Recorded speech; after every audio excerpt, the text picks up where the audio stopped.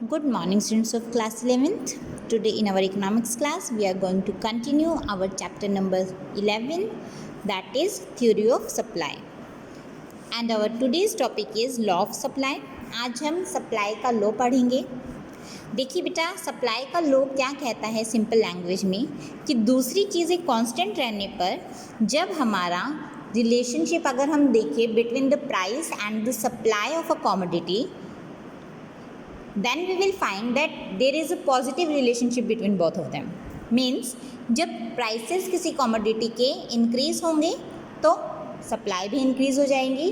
On the other hand जब prices किसी commodity के decrease होंगे तो उसकी supply भी decrease हो जाएगी. Okay? Tabular presentation of the law of supply.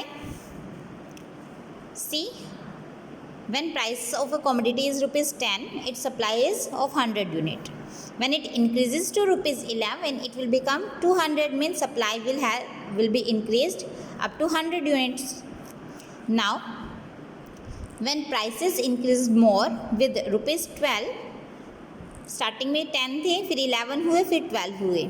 Units supply जो है वो कैसे इंक्रीज़ हो गई? 10 रुपीज़ पे 100 यूनिट्स थी, 11 पे 200 यूनिट्स, 12 पे 300 यूनिट, मतलब सप्लाई बढ़ती गई. ठीक है. डायग्रामेटिकली अगर हम इसको प्रेजेंट करेंगे तो जैसे जैसे प्राइसेस बढ़ेंगे वैसे वैसे उसका आउटपुट या फिर यू कैन से क्वांटिटी ऑफ सप्लाई बढ़ेगी. ठीक है. प्राइसेस बढ़ रहे हैं तो क्वांटिटी भी बढ़ रही है. Positive relationship between both of them.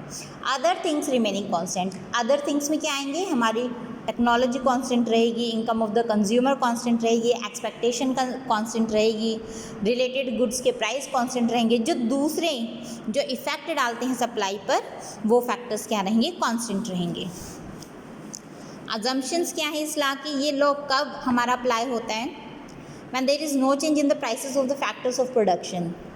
Factors of production के प्राइस में कोई चेंज ना हो, टेक्निक चेंज ना हो, फर्म का गोल चेंज ना हो, रिलेटेड गुड्स के प्राइस में कोई चेंज ना हो, price of the commodity future में कोई एक्सपेक्टेशन ना हो कि फ्यूचर में प्राइसेस चेंज होंगे, इंक्रीज होंगे या डिक्रीज, गवर्नमेंट पॉलिसी में भी कोई चेंज ना हो. एक्सेप्शंस, ये वाला लॉ ऑफ सप्लाई कब नहीं काम करता, कब अप्लाई नहीं होता? Means with the increase in prices जो लॉ ऑफ सप्लाई है वो नहीं लगता है, मतलब सप्लाई बढ़ती नहीं है प्राइस की इंक्रीज होने से. किसके सिचुएशन में? Agricultural output. एग्रीकल्चरल आउटपुट देखिए बेटा, मान लीजिए हमने खेती की है, ठीक है, वीट हमने उगाई है. अब अचानक से ज़्यादा बाढ़ आने की वजह से या बारिश होने की वजह से हमारी फसल ख़राब हो गई, तो जितनी होनी चाहिए थी उतनी नहीं हुई. अगर वीट के प्राइसेस मार्केट में बढ़ जाते हैं तो हमारे पास तो अवेलेबल नहीं है स्टॉक, तो स्टॉक की अवेलेबिलिटी के बिना हम मार्केट में सप्लाई कैसे बढ़ा सकते हैं? तो एग्रीकल्चरल आउटपुट है, अगर वो हमारी फसल हमारे पास है ही नहीं तो चाहे प्राइस कितने भी बढ़ जाएं हम सप्लाई बढ़ा नहीं पाएंगे. Goods of social distinction. देखिए, जो चीज़ जितनी महंगी होती है, सोशल डिस्टिंक्शन में क्या होता है, हम अपना सोशल स्टेटस दिखाते हैं. ठीक है ना. इसके अंदर चीज़ जितनी भी ज़्यादा महंगी होगी उतनी ही ज़्यादा उसकी सप्लाई बढ़ेगी. ठीक है, होना ऐसे चाहिए. लेकिन सोशल डिस्टिंक्शन में जितनी ज़्यादा सोशल डिस्टिंक्शन की चीज़ महंगी होगी उसकी सप्लाई नहीं बढ़ेगी, वो वैसी ही रहेगी. क्यों? उसकी डिमांड नहीं बढ़ती है. ओके. Perishable goods. देखिए, जो गुड्स जल्दी ख़राब हो जाते हैं, अगर उसकी मतलब प्राइसेस कम भी हो रहे हैं, अगर हमें पता है वो पेरिशेबल गुड्स हैं, इट मीन्स वो 1 दिन बाद या 2 दिन बाद ख़राब हो जाएंगे, तो जो अभी कीमत मिल रही है वो भी नहीं मिलेगी. तो इस सिचुएशन में हम क्या करते हैं, अगर प्राइसेस चाहे बढ़ रहे हैं या फिर नहीं बढ़ रहे हैं तो हम सप्लाई इंक्रीज़ करेंगे ही. अगर नहीं भी बढ़ रहे हैं तो एग्जिस्टिंग रेट पर भी हम सप्लाई बढ़ा देंगे. क्यों? आगे जाके तो हमें वो रेट भी नहीं मिलेगा. ठीक है ना. Next is change in quantity supplied और any change in supply, movement along the supply curve and shift in supply curve. देखिए, movement along the supply curve और you can say change in quantity supplied. Change in quantity supplied कब situation होती है? जब हम goods की supply या commodity की सप्लाई या फिर हमारा जो प्रोड्यूसर है वो बढ़ा देता है मार्केट में with the increase in the price of that commodity alone.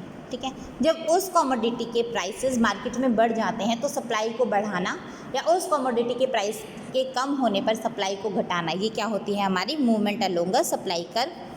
Shift in supply curve, जब प्राइस कमोडिटी का चेंज नहीं होता, दूसरे फैक्टर्स में चेंज होता है, ठीक है। दूसरे फैक्टर्स के चेंज होने से जो सप्लाई में चेंज होता है that is the change in supply और you can say shift in supply curve. Okay, देखिए extension and contraction, these are the two stages of movement along a supply curve और change in quantity supplied. Extension means with the increase in price of a commodity our supply increases। देखिए price 1 रुपया था तो 1 unit हम क्या कर रहे थे, आउटपुट हमारा आ रहा था, मतलब सप्लाई हमारी 1 यूनिट की थी। जहाँ 5 रुपये हो गया, इंक्रीज़ हो गया प्राइस, हमारी सप्लाई भी बढ़ गई। So it is rise in own price of commodity will give us an extension of supply. इसमें देखिए 1 रुपये कीमत पर हमने 1 यूनिट सेल की थी, 1 यूनिट सप्लाई की थी, वहीं 5 रुपये हमारी जब प्राइस हो गए हैं कमोडिटी के तो हम 5 यूनिट ही हम क्या कर रहे हैं यहाँ पर सप्लाई कर रहे हैं, ठीक है। So this is our extension of supply. Next one contraction of supply, इसके अंदर हमारी सिचुएशन अपोजिट रहेगी। How, when the prices of a commodity decreases the supply of the same commodity will also decrease। how, see here it is given as the price of the commodity is ₹5, at the rate of ₹5 we are supplying 5 units of the commodity, and when it decreases to ₹1 we are supplying 1 unit of commodity, right? So this is the contraction. With the contraction of price the supply quantity supply is also decreased, so fall in on price of the commodity, contraction of supply. Here the supply is contracted with the contracted price. Here as you can see, when prices of the commodity was ₹5, its supply was 5 units. When it decreases to ₹1, its supply comes to 1 unit. Okay, so it is the contraction. Extension was from A to B and contraction is from B to A. Next one, increase and decrease in supply. Herein as you can see, we are not increasing or decreasing the supply of the commodity just because of the change in price of that commodity, but due to the change in the other factors the increase and decrease in supply happens। okay, increase और decrease क्यों होती है supply में, कि दूसरे factors में change आया है। मान लीजिए टेक्नोलॉजी चेंज हुई है, ठीक है, टेक्नोलॉजी अच्छी हो गई है, प्राइसेस हमारे सेम हैं, टेक्नोलॉजी अच्छी होने पर क्या होगा, देखिए increase in supply first situation है हमारी। Increase in supply it refers to a situation जब ज़्यादा सप्लाई किया जाता है at the existing rate of the commodity. Commodity का रेट जो अभी चल रहा है वो सेम रहेगा, लेकिन हम सप्लाई ज़्यादा बढ़ाते हैं। नॉर्मली हमारा लॉ ऑफ सप्लाई क्या कहता है, हम प्राइस के इंक्रीज़ होने पे सप्लाई बढ़ा देंगे और प्राइस के डिक्रीज़ होने पे सप्लाई घटा देंगे, लेकिन जब प्राइस हमारा सेम रहता है उसके बाद भी हम सप्लाई बढ़ा दें, that is our increase in supply. किस वजह से बढ़ाते हैं, दूसरे फैक्टर्स में चेंज आने की वजह से हमें इकोनॉमीज़ मिलती हैं। ये हम बाद में डिटेल में करेंगे। फर्स्ट स्टार्टिंग में देखिए price of the commodity 10 rupees है, बाद में भी 10 ही रुपीज़ है, बट यूनिट्स पहले 20 यूनिट सप्लाई कर रहे थे, अब 30 यूनिट सप्लाई कर रहे हैं एट द रेट ऑफ ₹10। पहले हम 20 यूनिट सप्लाई कर रहे थे, सेम रेट पर अब हम 30 यूनिट सप्लाई कर रहे हैं। देखिए रेट सेम है, the axis which is given on the OX units, ठीक है, it is parallel to AB, ठीक है। देखिए इस ये वाली जो लाइन है हमारी प्राइस लाइन है वो हमारी OX एक्सिस के पैरेलल है। क्यों, ये चेंज नहीं होती। स्टार्टिंग में हम कितनी यूनिट सप्लाई कर रहे थे, 10 रुपीज़ पर 20 यूनिट्स, उसके बाद हमने 10 ही रुपीज़ पर 30 यूनिट्स सप्लाई की है। So this is our increase in supply. Decrease इससे उल्टा हो जाएगा, ठीक है, बट इंक्रीज इन सप्लाई किस किस वजह से होता है, टेक्नोलॉजी एडवांस हो गई है, ठीक है, फैक्टर्स प्राइस डिक्रीज़ हो गए हैं, कॉम्पिटिटिंग प्रोडक्ट है उसके प्राइसेस में गिरावट आ गई है, ठीक है, फर्म्स इंडस्ट्री की बढ़ गई है अंदर, expected fall in price of the commodity, goal firm का चेंज हो गया है, या फिर टैक्सेशन जो रेट है या फिर सब्सिडी हमें मिलने लग गई है. These are the cases when we use to have more supply at the existing price rate of a commodity. Decrease in supply, इसके अंदर एग्जिस्टिंग रेट पे बेटा जो सप्लाई है वो हमारी डिक्रीज हो जाएगी, घट जाएगी. देखिए रेट एग्जिस्टिंग है, स्टार्टिंग में हम 30 यूनिट सप्लाई कर रहे थे, एग्जिस्टिंग रेट पर ही हम कम यूनिट सप्लाई करेंगे. किस वजह से? क्योंकि प्राइस की वजह से नहीं, क्योंकि प्राइसेस में तो कोई चेंज आया ही नहीं, दूसरे फैक्टर्स में चेंज होने की वजह से. It is just opposite of the increase in supply.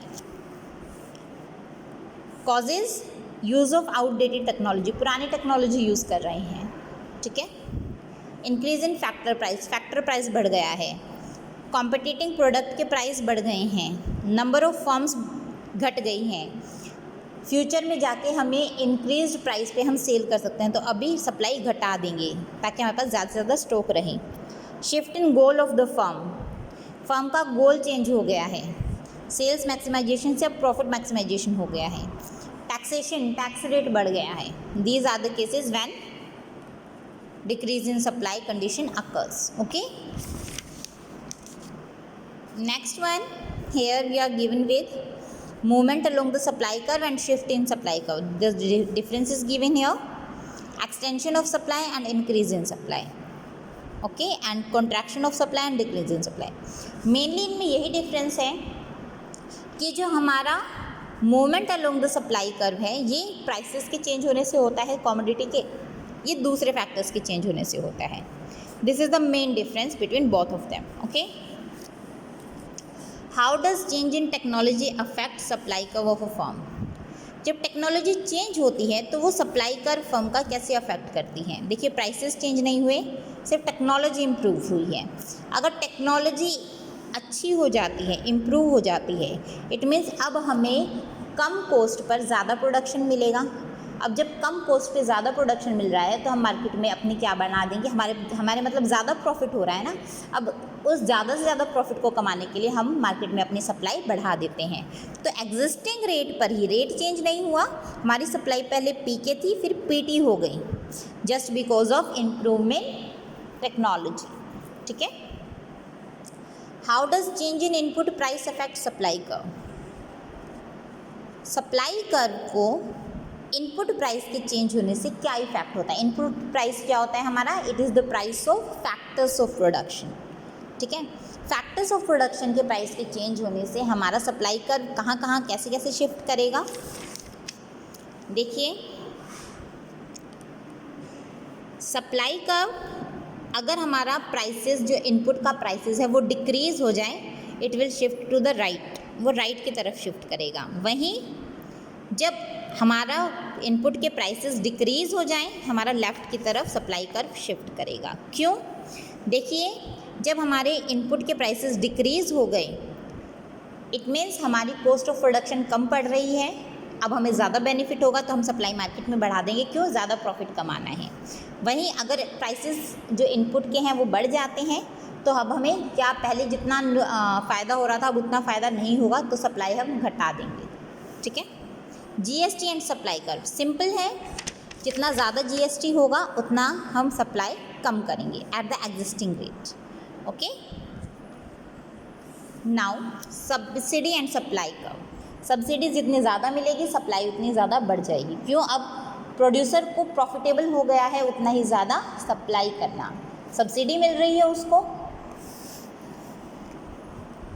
अब अगर आप पूछें कि सब्सिडी क्या होती है बेटा, जैसे मान लीजिए आप कोई चीज़ प्रोड्यूस कर रहे हैं, मार्केट में उसका रॉ मटेरियल अवेलेबल नहीं है, तो गवर्नमेंट क्या करती है हमारी हेल्प के लिए, वो चीज़ इजी टर्म्स में हमें सप्लाई करते हैं. क्यों, वेलफेयर को देखते हुए. ठीक है. इजी टर्म्स में मीन्स मान लीजिए वो मार्केट में देखो तो 100 रुपये की है, तो गवर्नमेंट हमें 90 रुपये में प्रोवाइड करती है, तो 10 रुपये की सब्सिडी मिल गई, मतलब 10 रुपये हमें फ़ायदा हो गया. अब उस फ़ायदे को ज़्यादा से ज़्यादा लेने के लिए हम मार्केट में सप्लाई बढ़ा देंगे. ठीक है. Price of related product and supply curve. Related product का प्राइस और उसका सप्लाई कर। देखिए रिलेटेड प्रोडक्ट अगर मान के चलते हैं हम सब्स्टिट्यूटेबल गुड्स हैं, ठीक है, तो अगर राइस होता है किसी सब्स्टिट्यूट गुड्स में, जैसे टी और कॉफ़ी का एग्जांपल हम लेके चल रहे हैं, rise in price of T, ठीक है, अगर टी के दाम बढ़ रहे हैं, वैसे क्या करना चाहिए, टी के दाम बढ़ने से डिमांड क्या है, कॉफ़ी की तरफ ज़्यादा जाएगी, कॉफ़ी की तरफ ज़्यादा जानी चाहिए। अब जो लेकिन प्रोड्यूसर है, प्रोड्यूसर को तो नुकसान हो रहा है, तो प्रोड्यूसर किसकी सप्लाई पीछे कर देगा, कॉफ़ी की, ठीक है, क्यों, प्रोड्यूसर उसी चीज़ की ज़्यादा वो रखेगा, प्रोड्यूसर उसी चीज़ की सप्लाई ज़्यादा रखेगा जिसमें उसको ज़्यादा फ़ायदा मिलेगा, ठीक है ना।